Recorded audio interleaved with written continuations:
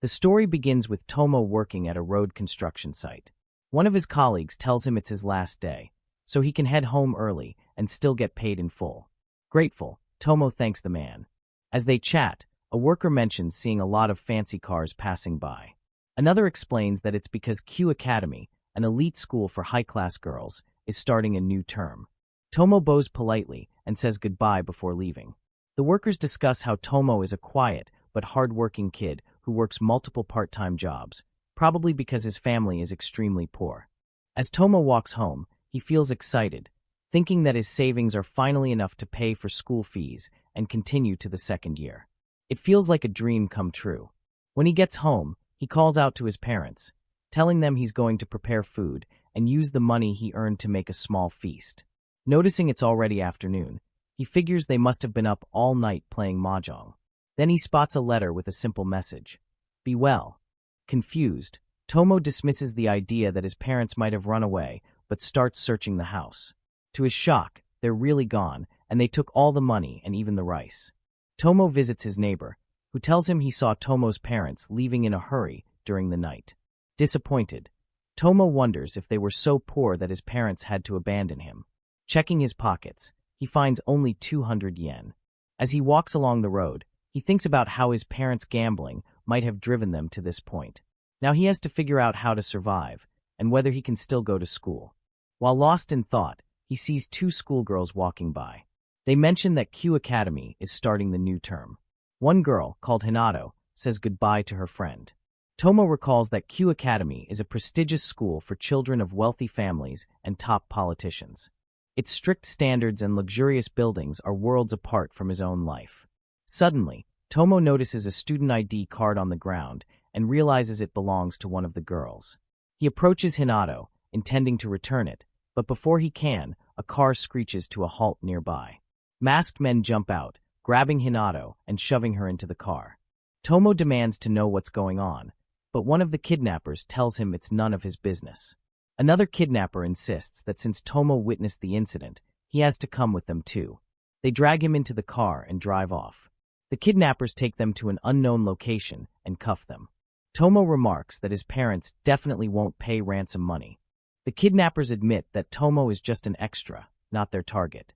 Tomo reflects on his bad luck, his parents abandoning him and now getting kidnapped. He wonders if it's some sort of punishment for a past life.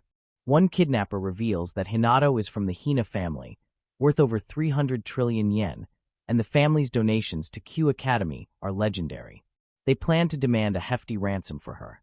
Tomo realizes she truly is a high-class lady and marvels at her graceful demeanor and refined expressions.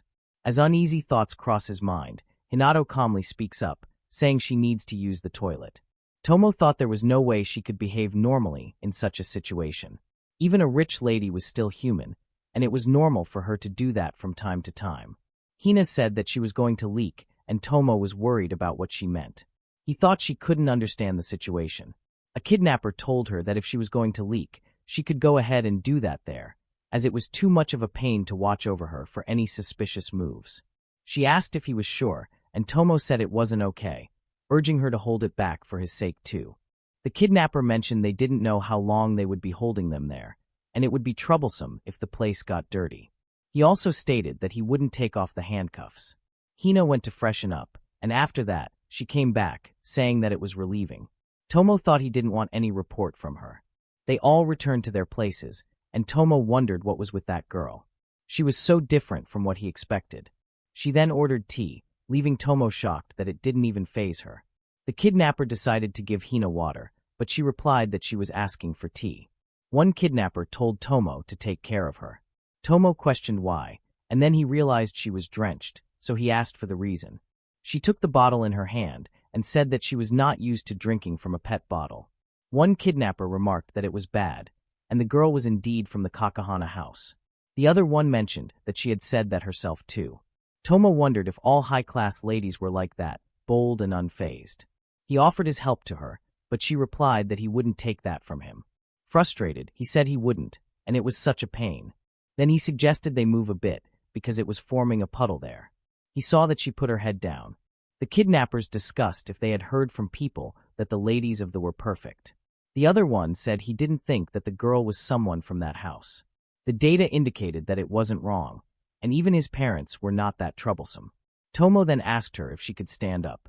He excused himself, and by moving her hair from her eyes, told her not to be alarmed as it was only a scratch. He advised her not to touch it, because it might get infected. She agreed, and then asked why he was there. He explained that he was only trying to return her student ID card, which he dropped when the kidnappers came.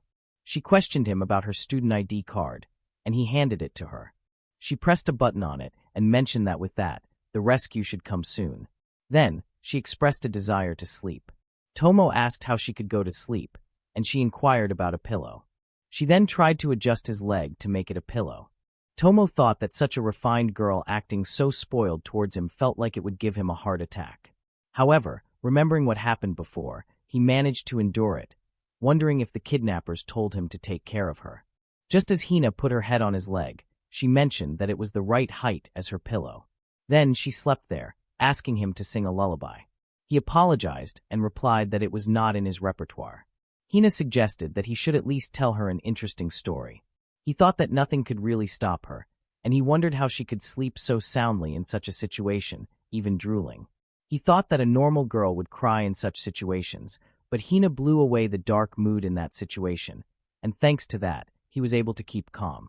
Just as she woke up, he apologized if he had disturbed her. She replied that it was fine. Suddenly, a container fell, making a loud sound. One kidnapper on the call mentioned that if the other one kept delaying like that, he would give Hina a good punching, so they should stop trying to provoke them like that. Tomo said to Hina not to worry, and if things got worse, he would try his hardest to protect her. Hina asked the reason why he would do that.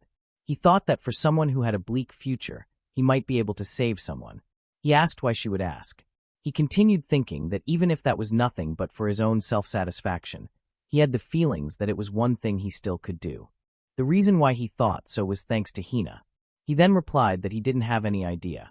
Hina considered him a good boy, and it felt nice to have him around, like the smell of a freshly hung futon. Tomo thought, does she mean she likes the smell of dead ticks? Hina told him that she had a lot of servants, but they were all so strict. He was the one who treated her calmly and allowed her to act casually too, and she was happy with that. She inquired about his name. He replied that he was Tomo. She said that she was Hina. Then, she touched his face and said that from that day, he was going to be hers. Before she could finish her words, the rescue team arrived to save them, and all the forces charged the kidnappers. They said that they secured the two suspects and asked when they got there. They suggested to the kidnappers not to fight back. Those people captured Tomo as well, and he stated that he was a victim there. A man informed a lady named Shiz that they had secured 3 people. Shiz mentioned that the criminals should only be 2, and she wondered if the information was wrong. Tomo wondered if she was a maid. Shiz asked Hina if she was fine. Shiz apologized to Hina that they couldn't come in time, but just let them know when she went outside. Hina replied that it was too troublesome. Shiz said that something like that would happen if he didn't. Hina pointed to Tomo and said that he wasn't any criminal. Shiz apologized because they initially thought he was one of the kidnappers. Tomo explained that his hands were also locked, so there was no way he was one of them. Shiz said that there was a chance he was actually on that side, and after all, anything could happen when there were lots of criminals. Tomo replied that it might be true. Shiz suggested leaving the rest to them, and they should head back. Hina told Tomo that he was coming with them too, and then she told Shiz that she wanted him. Shiz agreed, and said that they would take care of the rest of the things. Then, they all got into the car and headed away from there. Hina told Tomo to wake her up when they arrived, and saying that, she took support from his shoulder and slept there. Tomo then put the seatbelt on her, and himself as well. Shiz commented that it was no wonder that Hina was interested in him. Tomo asked what she was talking about. She replied that he would soon understand, and that they had already checked Tomo's background.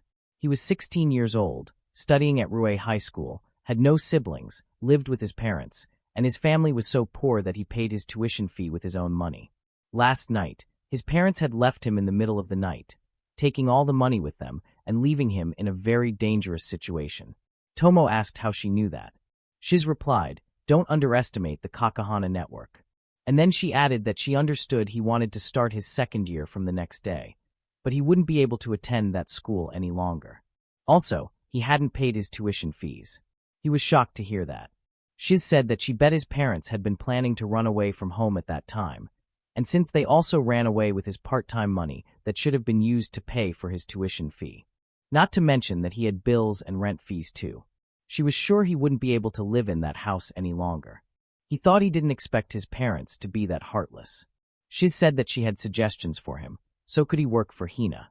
Tomo replied that he didn't have any idea about what she was talking about. Shiz said to just let her explain one by one. He agreed, and then she asked if he had heard about Kanahana Group. He replied with a yes. She said that he would know that because his bank account was in the Kanahana Bank after all. He thought for her to stop opening his private things. Shiz continued that Kanahana Group was a Zaibatsu enterprise that runs city banks and large general trading companies. Their total worth was around 300 trillion yen, and their influence was not limited to Japan, but also in different countries. The girl who was sleeping next to Tomo was the daughter of the president of Kanahana Group. He thought that she was the most powerful lady in that country. Shiz said that her offer was for him to work in the same job as Shiz. He asked if she was willing for him to become the maid. She denied and said that she was talking about being a butler. But strictly, he would have to work more than a butler, and under normal circumstances, he couldn't perform that job without receiving proper training first. But they were making an exception, and it seemed that Hina had taken quite a liking to him. Hina hugged him, and he wondered if she was only half asleep. Then he smelled her, and that was good. Shiz said that if he attempted anything debauched with Hina, she would chop him, and they would discuss the specifics with his employer. Finally, they arrived at the Kanahana villa. Tomo was shocked to see such a huge villa, and a lot of servants formed a queue to welcome Hina there. Tomo was very surprised and thought that if he compared it to his house, it seemed like a dog house, but more like the toilet cabinet. Then they entered the villa, and he was just looking around. Shiz asked what reaction he was giving. He replied that it was because they lived in very different worlds, and that gave him goosebumps. Shiz said that if he started working for Hina, he would go through that scenery daily. Tomo thought that he still hadn't decided whether he would work or not, but he had pretty much lost all his confidence. Shiz wondered about Hina's plan for the whole day. She replied that she would sleep. Shiz said that she understood, so she would be showing Tomo around, and someone would remain with Hina in Shiz's stead. Hina said that in reality, she wouldn't sleep. Shiz asked if she wasn't going to sleep. Hina replied that she would stay with Tomo. Others started rushing because Tomo postponed her program. Tomo thought about the ruckus and how she had been sleeping the whole trip, so she was feeling awake. Shiz agreed and told them both to just follow her. Hina grabbed the shirt of Tomo, and with that, she climbed the stairs. He asked if she could make it up there, or if she wanted him to give his other hand too. She replied that she was fine. Other servants were only looking at them, and then they got to the room of Hina's father, and the man said that the boy who was with Hina was Toko. Then the man introduced himself as Keijin, the father of Hina, and also the president of the Kanahana Group. Even though he said that he was president, he was actually just in charge of one of the group's companies, so he was not that big of a deal. Shiz replied that the next head of that group sure liked to jest. Keijin laughed and said to Shiz that she did not have to say such, and that it was only a joke. And then they asked Tomo if he would feel timid if the atmosphere was too stiff. After some time, Keijin noticed that Hina started liking him, just as Tomo noticed that she started sleeping again while standing. Shiz went outside of the room, and Keijin asked Tomo if anything happened during Hina's kidnapping attempt because he hadn't seen Hina get so attached to someone she met for the first time. Tomo wiped the water which was coming out of Hina's mouth and said that he hadn't done anything. Keijin said that he understands Tomo lives by intuition, so he was sure Tomo just had the suitable chemistry. And besides, Hina had always wanted a caretaker who would treat her without fear or restraint. But because of Keijin's position, he was unable to find someone like that for her, so she probably doesn't want to let Tomo go, whom she luckily met. Tomo thinks that Hina already told him that she had a lot of servants, but they were all so strict. And if that's the case, it makes sense. Keijin said that before he explains the job as the caretaker of her, he would like to tell Tomo more about Hina. He just called Shiz.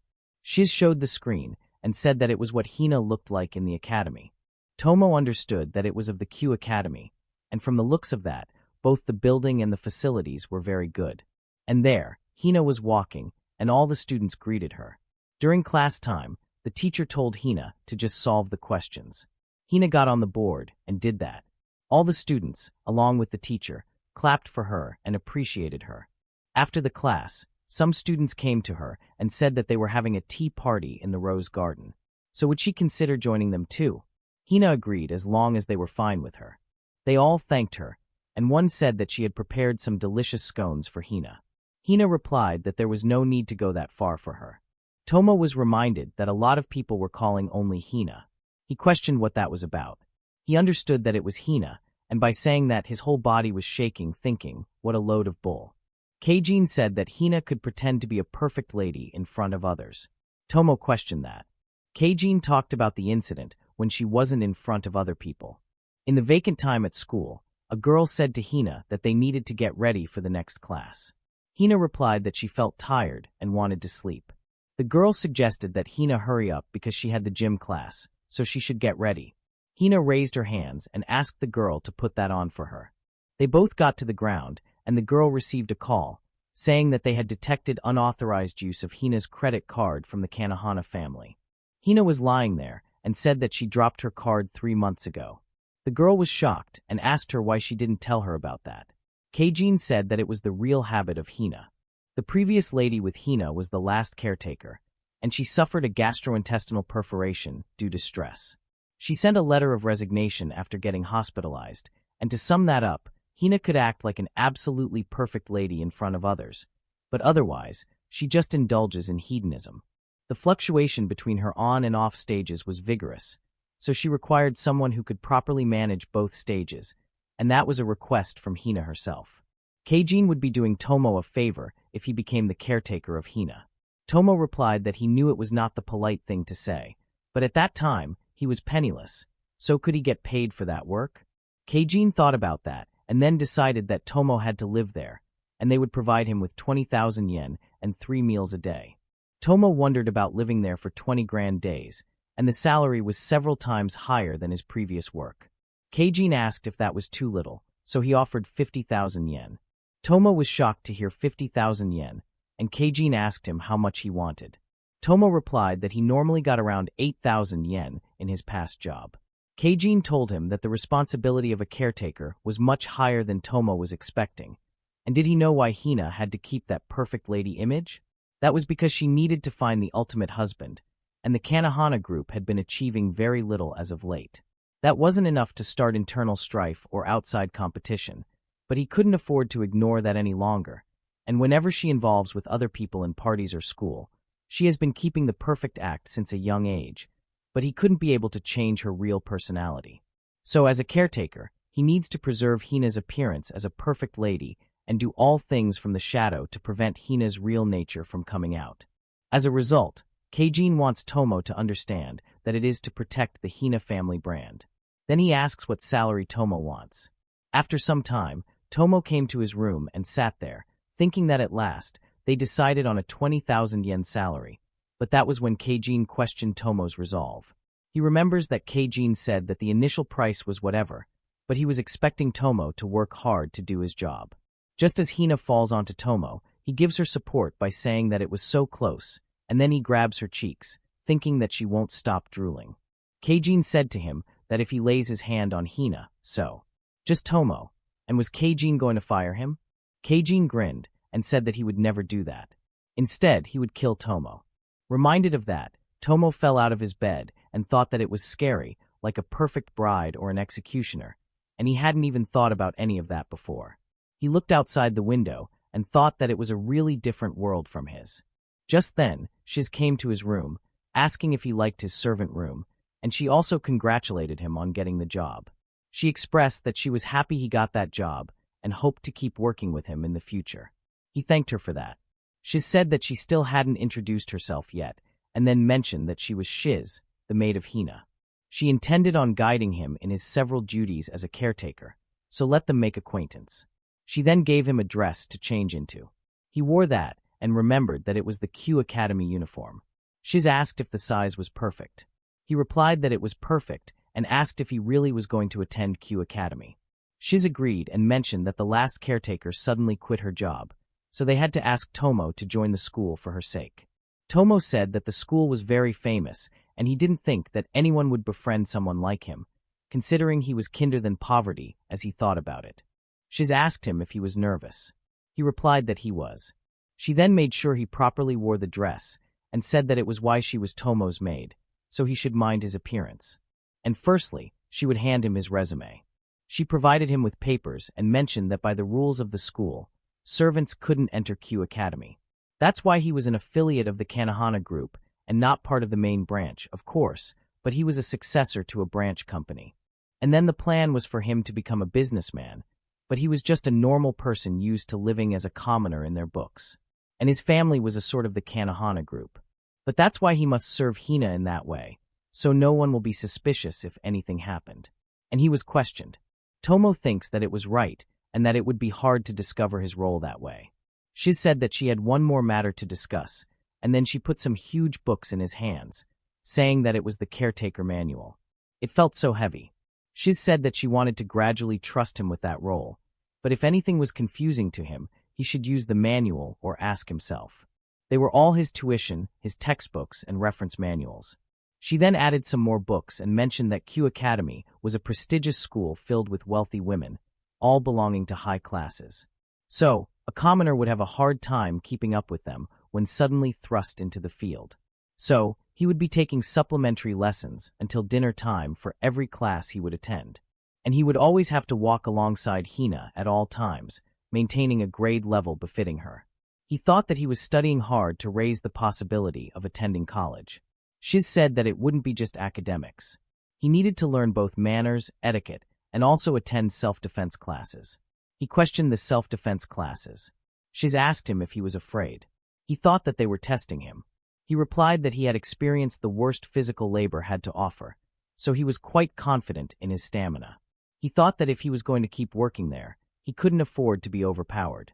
Shiz then said that once Tomo finished the basics and lessons of caretaking, she hoped to expect many things from him and advised him not to underestimate the low-budget student. In the self-defense classes, she attacked him and made him fall to the floor. He knelt in front of her and asked for forgiveness. Shiz mentioned that the lessons for that day were finished, and she appreciated his work. He thanked her, thinking that she was twisting his hand like a baby's hand, and she was the combat maid. He then went to his room, fell on his bed, and thought that the day was very horrible, wondering if he could really last in that place. But that was the first day, so he couldn't afford to whine about it. Just as he found Hina sleeping on his bed, covering herself, he got shocked to see her there and questioned why she was there. He remembered Shiz's words that he had to change his way of talking to Hina because he was her caretaker. He asked politely why she was there and mentioned that the bed was for the caretaker. She replied that it was her bed. Tomo thought that this was what the manual was for, and he mentioned the things to watch for when Hina was sleeping and when she was in the mansion. It said that she almost slept, and if they woke her up midway through, she would find herself in a bad mood. So always make sure to let her sleep after taking her to her room. He wandered in his room and wondered if it was too late and what he should do. Just then, he received a notification from Yuri asking if they could go to school. He realized that he forgot to tell Yuri and wondered how he could explain that. Yuri typed that if he didn't reply, she had other friends to go with and told him not to ignore her messages.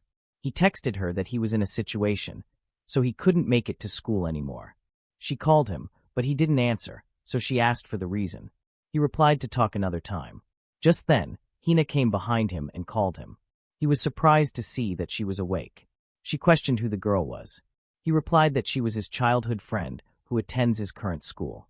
Hina covered herself in the blanket and said that it was confiscated to maintain the peace. He asked her to give it back, but she denied, saying that she hated his tone, so he should make it normal. Tomo hesitated and mentioned that Shiz told him to change that. Hina insisted he should just make it normal, so he complied. He asked if that was better, and she agreed with him. He wondered why she was going so far. She called him and suggested they have a good day the next day. Then she went to sleep there. He agreed with her and asked if he could at least take her to her room, but he saw that she was already lying there. The next morning, Shiz called Tomo and told him to come to that location and inquire about which seat he wanted. He replied that he preferred the rear on the right side. She agreed and mentioned that in the case of being driven by a chauffeur, the seating arrangement goes from the rear's left, center, right, and the person with the lowest position sits at the chauffeur's side. Tomo said that if the driver was a companion, The person with the highest position sits in front instead. Shiz said that it seemed like he had studied well. He thanked her. Then, Shiz said to Hina that it was time to depart. They sat in the car and other servants told Hina to take care of that. The car left from there and Hina felt so sleepy, so she decided to head home. Shiz said that she would do that after 8 hours because the setup was that the two of them lived in different houses and she would be dropping him off somewhere close to the academy's gate. Tomo asked if it would be just the two of them. Shiz reassured him not to fret and mentioned that there would always be one of their people close to them. She explained that the incident from the last day happened because Hina left without permission. As her aide, Shiz requested Tomo to prevent such a situation from happening again. Tomo agreed, and then he noticed that Hina was staring at him. Hina questioned what was with his talk and asked Shiz to allow Tomo to talk to her casually. Shiz replied that it might set a bad example for others, but she eventually agreed, saying that it would be fine when it was just the two of them and also when Shiz was present. Hina agreed, and then asked if it wasn't nice that Tomo was allowed to talk to her casually. Tomo replied that he wasn't exactly thrilled. Shiz told Tomo that she asked him to speak properly inside the school grounds, as doing so would help him avoid needless friction. Given his standing in the academy, he agreed with her. Then, Hina laughed and said that they were almost there, so she ordered Tomo to carry her. Tomo was shocked and said that he was afraid it was beyond his limits. Hina asked if they knew that Tomo smelled nice. Shiz wondered about that, and then asked if she could take his smell for future reference. He humbly refused. They arrived at their destination, and Tomo came outside, noting that it didn't seem like there was anyone nearby except for the bodyguards of the Kanahana family, who must be watching from somewhere hidden. Shiz called Tomo and handed something to him, suggesting he make use of it if Hina became unreasonable. She asked him to take care. Tomo and Hina took their bags and Hina expressed her desire to go back home. Tomo asked if she didn't have to keep up her act. She replied that no one was around them, so he could relax. He thought that it seemed like Hina had a function to detect people's gaze installed in her. And as for him, he had to protect her image as an esteemed young lady. He then saw Kuu Academy, realizing it was huge and despite thinking the name was kind of stupid, it was still a super excellent educational institution. Some students greeted Hina, and she greeted them back before heading away. A boy commented that she was so beautiful as always, and a girl mentioned that Hina was so elegant. Tomo thought that her posture and demeanor were totally different from just a few seconds ago. They really couldn't tell that she was the same person who fell asleep in his room with a puddle of drool last night. Hina looked at him and asked if there was any matter, urging him to let's go. He agreed, and they kept moving with other students looking at them. They both reached the staff room where a teacher, Fuku, said that they both might be Hina and Tomo and that she had been expecting them. She introduced herself, explaining that she was in charge of their class and suggested that they get along well. They replied that they would be in her care. Fuku asked Tomo if he was an acquaintance of Hina. Hina replied that her family and Tomo's family were very good friends, and because of the close relationship between their families, she had been designated to introduce and show him around the campus. Fuku remarked to Tomo that he was very lucky to have Hina as his guide, and perhaps she could have her turn next. Tomo thought that Hina might get lost in the school if left to herself. Fuku mentioned that it was already time for class, so they should go. They entered the class, and Fuku introduced the new student. Tomo introduced himself and expressed pleasure in meeting everyone. Fuku instructed him to go and have a seat. As he went, he noticed there was no applause or bows from the other students. They seemed mature and their gazes and expressions were welcoming. Fuku suggested they start with mathematics, acknowledging that they were curious about the new student, but emphasizing the need to focus on studying first. She announced that on that day, they would be learning about integration by substitution. Tomo was in shock, thinking that it was something he learned at the end of the third year, but it seemed like they were covering it in the spring of their second year. After some time, the bell rang and Fuku stated that it marked the end of the period, reminding them to review what they had studied that day. Tomo thought that he managed to keep up, thanks to Shiz, but found it challenging, and he wondered how Hina was doing. A girl approached Hina, saying she had something to ask about what they just learned. Hina agreed, and the girl continued the conversation. Tomo thought that it seemed like Hina was doing well. However, a boy called out to Tomo, expressing that it was pretty cocky of him not to say hello despite being a newcomer and demanding his tributes. Tomo was in shock. A girl came to pat the boy on the head and said, "Don't scare the new boy there." Then, the boy apologized to Tomo and explained that it was just a joke. He introduced himself as Katsu, and the girl, Karen, mentioned that she was Karen. Katsu remarked that Tomo seemed desperate to keep up with the class. Tomo asked if he had been watched, to which Katsu patted Tomo on the back and reassured him not to worry because half of the transfer students had gone through the same thing. Karen commented to Tomo that he was now living the commoner life. He agreed and expressed his curiosity about commoners. Karen mentioned that she had never heard the name Tomo before and asked about his family's occupation. He replied that they were in business, and not particularly a big company. Katsu confirmed that he knew that. Karen explained that the new students who came there were split into two patterns, either students with high academic abilities transferring in for higher prestige, or students admitted due to family circumstances. And a lot of students of the former pattern were from well-off families, while the latter were mostly born as commoners. Katsu added that the circumstances of that school were very challenging to keep up with if they suddenly transferred from a normal school. That's why students from the same background grouped up and supported each other. Both Katsu and Karen were commoner-born students, and Tomo could rely on them. Tomo thought that they were there to show him the ropes as fellow commoner students, as expected from Q Academy students. For a wage of 20,000 yen per hour along with 3 meals and lodging, Tomo was happy and expressed his gratitude, telling them to just take care of him. Katsu mentioned that there was something he would like to inquire first in a formal tone. It wasn't a big deal, but he asked about Tomo's relationship with Hina, mentioning that they came to school together that morning. Tomo felt like he was up in the gallows for a moment there. He then replied that because their parents had close relations, she offered to show him the way to the academy. Katsu asked if that was real, and if he was not Hina's fiancé. Tomo replied that it was not at all. Katsu became happy and told him not to surprise him like that. Karen commented that it was a very tense moment. Tomo asked why he asked. Karen replied that Hina was very famous in that academy, and yet there was no incident about her romantic relationships. People thought maybe she already had a fiancé, and when she came to school with Tomo that day, they assumed he was supposed to be Hina's fiancé. Tomo thought that he hadn't heard about whether Hina had a fiancé or not, but since they were still in the phase of looking for a family for her to marry into, he believed she shouldn't have one yet.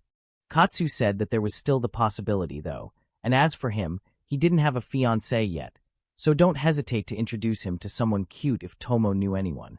Tomo replied that he would see what he could do. He was worried about how things would go, but it was unexpectedly going pretty well. Then he arrived at the old student council building and thought that he heard it used to be the student council's office, but was not used anymore because it was old. He entered and wondered about lunch. Both of them were going to the cafeteria. Heading upstairs, he felt sorry that he had to contact his family at lunchtime. He had also brought a packed lunch for that day and wondered if Hina had done the same. There were rumors that she was actually helping with the family business and participating in meetings via call, which was what he would expect from Hina. Entering a room, he found Hina there, so he greeted her. She replied to just speak normally. After that, they went to the balcony and sat there. Hina picked some food with chopsticks, and Tomo commented that it was falling from her chopsticks. She then passed the chopsticks to him. He told her not to pass that on to him, but then he realized that she wanted his help, and that was the reason she needed a caretaker. He took that and started feeding her, thinking that it couldn't be helped, and he remembered that he couldn't drink from a pet bottle as well. She took it and said that it was so good. Tomo questioned her if she always had her lunch there, and he mentioned that he heard they also had a cafeteria. Hina replied that she didn't like gathering the attention of people, so, as he could see, the place they were in was empty, and with a bento, she could only eat what she liked. Tomo was surprised to hear that she also brought the food she didn't like. She replied that she hated carrots, bell peppers, green peas, shiitake, omebashi, tomatoes, and pumpkin. Tomo responded that it was a lot, and he bet that she didn't like vegetables. She smiled and said that he got it. He started feeding her again, thinking that Katsu and Karen would be surprised to know about Hina's food preferences. Hina asked him how the academy was. He replied that, as expected of a famous academy, it was difficult to even follow the speed of the classes. Then he cleared the food which came on her face. Hina appreciated him doing his best, mentioning that if he had bad marks, he might be removed from the caretaker position, and that would be bad. She then saw his lunch and asked him to eat too. He agreed, and as he opened his lunch, he realized it was a bento and wondered if it was fine for him to eat that. Taking a bite, he said that it was so good and all the fillings in it were so fresh. Hina asked which one he liked the most. He replied that they all tasted great, but if he had to pick one, it would be the egg roll that he tried for the first time. Hina said that he could have that, and she was returning the favor, so just open his mouth. He thought that she was not blushing at all, so he should not let that bother him. He then took the food, and she asked if it was good. He replied that it was, and he asked if she was okay giving him that. She replied that she was his master, so she needed to make sure to feed him, and if he didn't like her, that would be a problem. Tomo asked why her previous caretakers quit when there were other caretakers for her. Taking a bite, she replied that she had no idea. The last one stayed only for 2 weeks, and the one before that was for 3 weeks, with the longest one being about 1 month. He questioned why they stayed for such a short time, and he didn't think there were any better offers than that job. She wondered about the offer. Tomo replied that he got paid 20,000 yen per day, and also received 3 meals per day. Though it wasn't an easy job, he considered it a pretty good one. Although it wasn't easy to attend classes, he would also receive education with that job, so it wasn't bad at all. Hina then asked about herself. She asked if he was interested in marrying a rich girl. He was shocked to hear that and hesitated to say something. Hina told him not to quit, and eventually, she started sleeping there. Tomo asked her if she wanted a pillow. She just came to his foot to take rest and slept there. She commented that it was comfortable. He thanked her for the compliment and thought that from another point of view, it might be a very exciting situation. But it just didn't feel right. Although he was formerly her caretaker, in reality, their relationship was a bit weirder than that, and it didn't feel bad. He received a call from Shiz, and upon picking up, he said hello. She replied that he picked up the call late, so from the next time, be sure to pick that before the 5th ring. Tomo replied that it was pretty weirdly tolerant. Shiz replied that it was because she needed to consider that he was in school, and until he got used to his position as the caretaker, she would regularly check on him like that. She asked if he was in the middle of a break, and if Hina was on his side. He agreed and said that Hina was sleeping at that time. Shiz asked if anything was bothering him. He replied that not really, and if he had to say one thing, the level of that academy was pretty high. Shiz said that if that's the case, she would add more supplementary classes for him. He replied that he shouldn't have said that. Shiz said that honest people grow fast. Tomo mentioned that he heard from Hina that the longest caretaker of her stayed there for more than a month. Shiz replied that it was true, and all of Hina's caretakers up until then were originally someone working for Hina's father. And being Keijin's subordinate meant that they were Hina's subordinates as well, and because of that, they couldn't help but act as her servants, which Hina did not find to her liking at all. Tomo asked if Hina didn't like servants that much. Shiz replied that rather than servants, Hina doesn't like a too tense atmosphere. It was the first time they had one commoner as all the caretakers of Hina. When they were in the middle of looking for another caretaker, Hina recommended him. That's why they took him in as an experiment. Tomo thinks that it explains how they took care of the administration stuff that fast. Shiz asked if he had anyone close to him in school. He replied that he was getting along pretty well with Katsu and Karen. Shiz wondered about that and mentioned that Karen comes from a family that owns a small trading company focusing on electronic appliances, and its name was G's Holdings. He replied that he didn't know about that, and they said that they were closer to commoners too. Shiz asked if that was so, and she believed that G's Fenjo was pretty famous though. Tomo wondered about G's Denki, and thought that he had seen its advertisement on TV a lot. As a matter of fact, he bought some of their products as well. He asked Shiz if that wasn't a very famous corporation. Shiz replied that indeed, their revenue was among the top 5 electronic appliances retailers in the country. Tomo wondered if part of that was from the commoner side. Shiz told about Katsu that he was from the famous moving company Tishu. Tomo thought that Katsu was also from a famous company. Shiz said to just report to her when he got along with other people, and to tell her if he found any trouble. He thought that he felt betrayed. Just as Hina woke up, she asked him what was wrong. He thought that she woke up, and his confidence just took a huge blow. He thought that all the students there were from rich families, and at that rate, they might eventually discover where he came from, causing trouble for the Kanahana family. He asked her why she chose him to be her caretaker. She thought about that and answered that it was because she thought he was an honest person. She liked the part where he took care of her simply because he wanted to. He wondered about what she said, and if she was still half sleeping. Just then, the bell rang, and Hina said that she wanted to skip the afternoon classes. Tomo denied that. In the class, the teacher asked Katsu to solve a question. He replied that he didn't know that. The teacher then asked Hina for that. Hina went, and then solved that question. Tomo thought that he couldn't believe that she was the one who had been rolling around, refusing to go to class a while ago. After some time, the bell rang, and the period finished there. Katsu said that he was beaten. Karen replied that he couldn't answer that question earlier. Katsu said that he just missed that one in his preparation. Tomo thought that he still needed preparation to go to class in Q Academy. He then said that he would go to the restroom. He then found Hina was going too. Just as Shiz called Tomo and asked if he was free at that time, she thought that Hina had dropped her wallet. Tomo wondered about that. Shiz explained that there was a tracking device in Hina's wallet, but the position of her wallet and Hina was getting in a different position, and she was sure that it was on the west side of the main building, but it was difficult to pinpoint, and did he have any idea? Tomo thought and said that it might be in the restroom. Shiz said that she had been alone in the toilet, and people often drop things there, so just go and collect that wallet. Tomo got surprised to hear that a boy had to go in the girls' washroom, and he got very confused there. Just then, Mayuri came there and asked him if he was all right. He questioned who she was. She replied that she hadn't introduced herself, and then she said that she was Mayuri and she was the lone daughter of the teacher of Tanuchi Group. Tomo replied in a simple way. She seemed surprised to see that, and asked why did he give an answer like a dumb person. He apologized to her.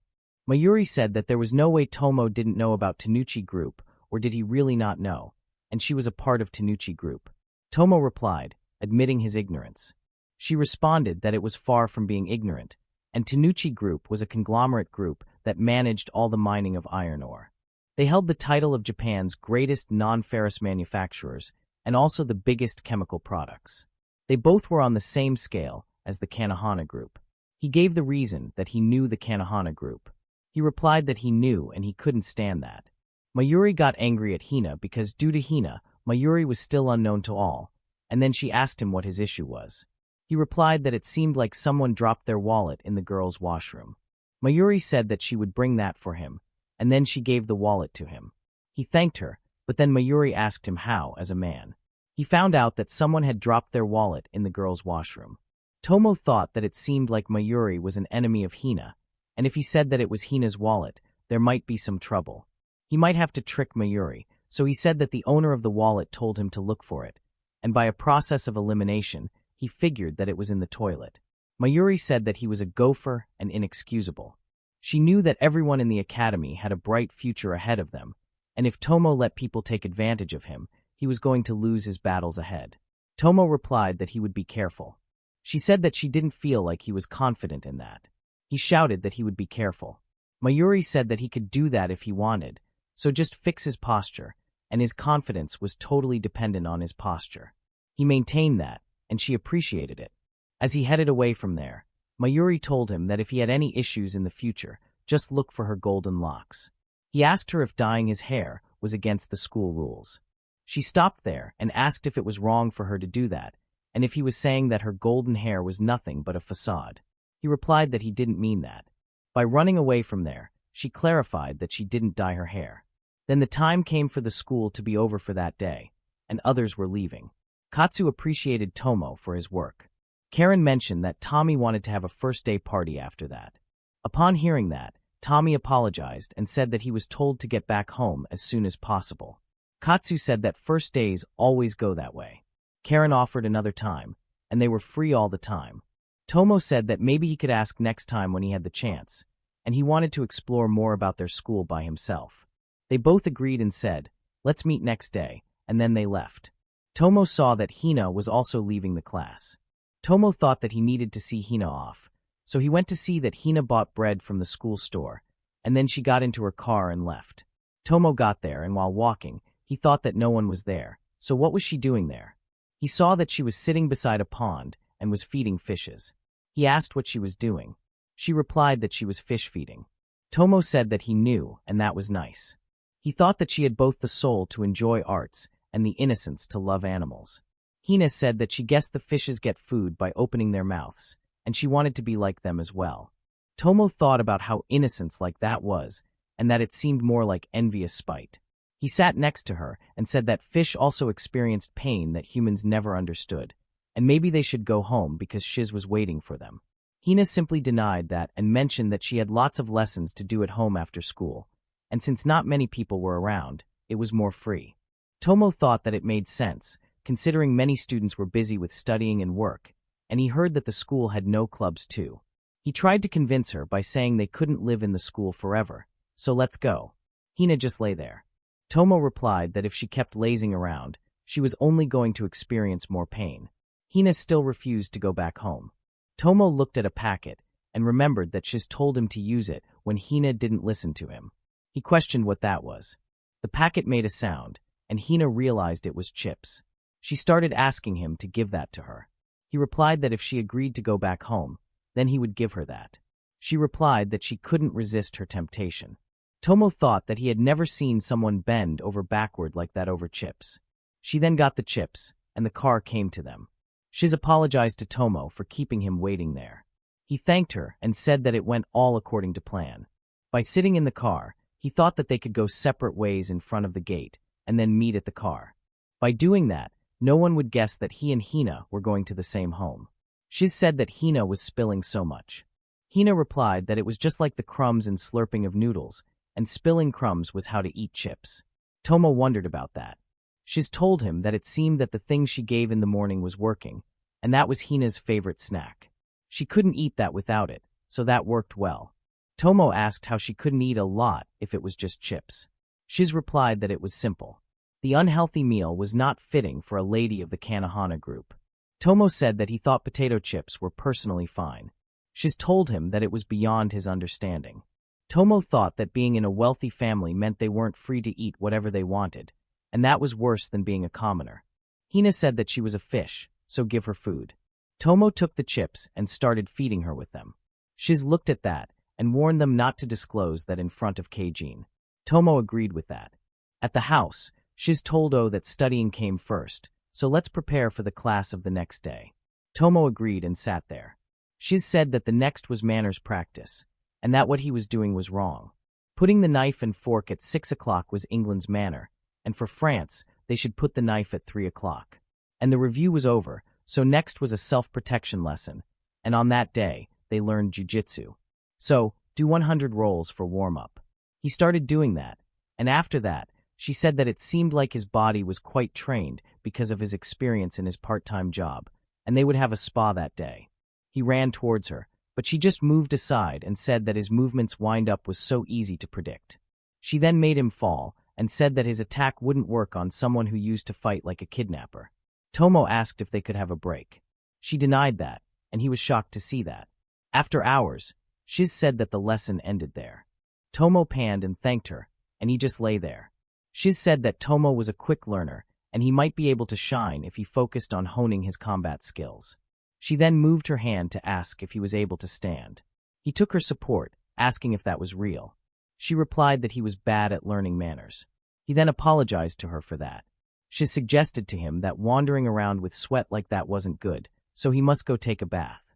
He agreed, and Shiz gave him a file, saying that he would have to check that. In it, there was a profile of all the classmates of Hina.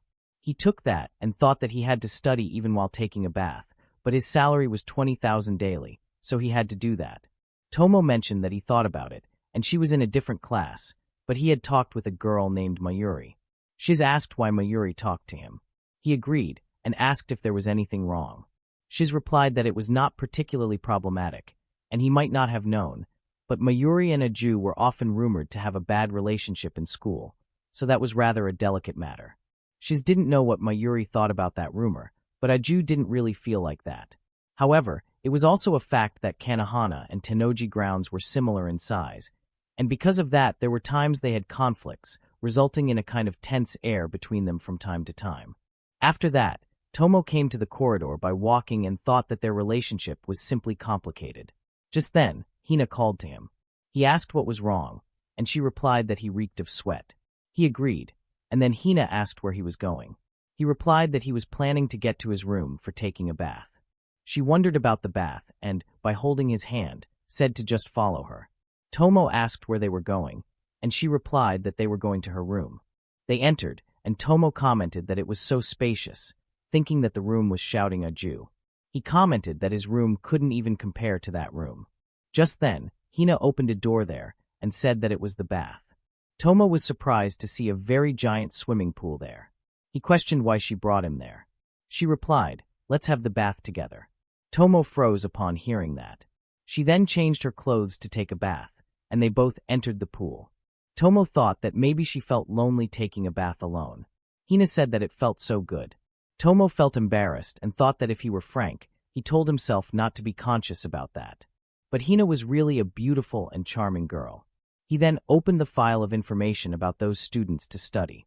Hina inquired about what that was, and he replied that it was the profile of the classmates. After a while, he thought that he already knew Karen and Katsu, but all the students there were from big companies or chief politicians. He then asked Hina if she had anyone close to her in class. She denied that. He was surprised to hear that, so he asked if a lot of people flocked around her in the class. She replied that they weren't her friends. Tomo thought that it was a very fast reply and guessed that Hina was treated specially, either for better or worse. Many people talked to her, but they were not her friends. Rather, it felt more like they were her followers. He asked Hina if she never felt like having a friend. She thought and replied that it was fine as long as Tomo was with her. He thanked her and thought that he would just think of it as she had placed very high trust in him. Hina stood there, turning around, and told him to just wash her hair. Tomo told her to wash her hair by herself. She replied that she usually did that for her, and as a caretaker, it was his job to take care of her hair as well. He replied that he didn't have any other choice. He started washing her hair and asked if there was any itchy place. She denied that. Tomo thought that her hair was delicate and different from boys' hair. He wondered if it was okay to continue washing it like that. Hina started taking her remaining clothes off because it was hot. He told her not to do that there. She replied that it was hot outside and strange to wear a swimsuit in a bath. Tomo closed his eyes, turned around, and said that it was very strange for a boy and a girl to be inside the same bathroom together. Hina told him that she wore a swimsuit in the bath because of shiz, and that if he waited for a while, he could even see them bathing together. Tomo was shocked to hear that. Hina said that it was ticklish and her bad. Then Tomo washed her hair and said that it was done. She thanked him and asked if they could make it a daily routine. She told him to wash her hair every night. He was shocked to hear that. She then came out of the bath, and some maids came to cover her. Shiz came to appreciate Tomo. He asked from when she was watching them. She replied that she had been watching from the start and had prepared for his changes in the dressing rooms. She also gave him some medicine, saying that it was a pill that utilizes the side effects of antidepressants and anticonvulsants to make him artificially efficient. To put it simply, it would make him unable to stand anymore. He was shocked to hear that. Shiz said that if he thought he would come up with indecent thoughts about her in the future, he should drink that pill beforehand. He thought that if he drank something like that, he would become a maid. The scene shifts to a day when sections A and B of the second year were having badminton. Someone suggested that they would have girls on the eastern courts and the boys on the western courts. Katsu asked Tomo what was wrong, and Tomo replied that it was nothing. Katsu commented that he was rather muscular, and Tomo replied that was so, as he occasionally trained. He thought that if he were honest, it was all thanks to his part-time jobs. The gym was quite huge, and Katsu mentioned that it was more than 3,000 square meters after all. Tomo was shocked, thinking that it wasn't that big as an event hall. The coach instructed everyone to do some free training after they finished warming up, and then continue with their individual matches.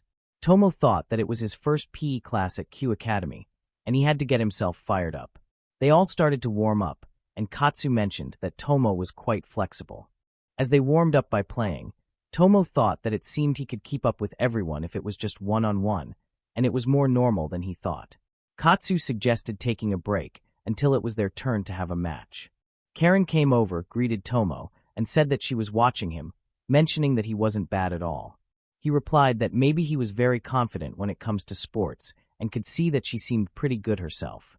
She questioned if he had noticed that he was actually pretty comfortable with sports. Katsu added that Karen was also good at skating.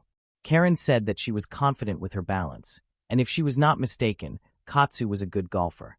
Katsu mentioned that he often accompanied his father ever since he was small. Tomo asked if the academy also taught skating, and Katsu confirmed, and added that the second-year students also did polo, an equestrian ball game where they get on a horse and hit the ball with a stick. Tomo thought that he was too naive and realized that he couldn't afford to skip Shiz's lessons. Karen commented that it seemed like it was getting spicy over on that court because that's the game of Hina. Hina played very well, and other players said that it was as expected from Hina. Hina thanked that player. Others said that Hina was not only good at studying, but she was also good at sports too, and for girls like them, Hina was an inspiration. Tomo thought that he had heard about the talent of Hina, but she was really good at everything. Karen said that still, even that came to P, Hina was not the only one, and then Mia became the winner of the match. One said that Mia was also a strong athlete, and Tomo wondered if she was famous. Karen told Tomo, "Didn't you know? That girl is Mia." Although Mia wasn't as famous as Hina, she was well known at Q Academy. Karen mentioned that Mia was better than Hina in sports and was considered the Academy's greatest cool beauty. Her most striking trait, though, was her intimidating demeanor. Karen recalled how one boy once praised Mia for her athletic skills, but Mia's angry reaction made the boy and his friends run off, apologizing. Tomo was surprised by Mia's fierce side. Karen explained that Mia was a bit scary, didn't talk much, and always looked serious. There were even rumors that she was in a gang or from a Yakuza family, though those were probably just baseless stories. Despite that, Mia seemed to have a wall between herself and others. Karen admitted she'd tried talking to Mia a few times, but Mia always claimed she was busy and left. Katsu then reminded them it was their turn for the next activity, and Tomo agreed. Karen said she should head back to her group as well. After their badminton class, everyone came outside, exhausted. Tomo saw a boy ask Hina for a match next time, and she happily agreed. Tomo thought it was nice that Hina was popular. She was always surrounded by people during lunch breaks, so he figured there was no need to worry about her. Katsu noticed Tomo was distracted and asked what was wrong. Tomo admitted he'd forgotten his shoes in the changing room. He went back, found them, and packed them in his bag. As he did, he recalled something Keijin had told him. Mia was from the prominent Miyakojima family, and while there was no reason to have issues with her, it was better to avoid unnecessary contact.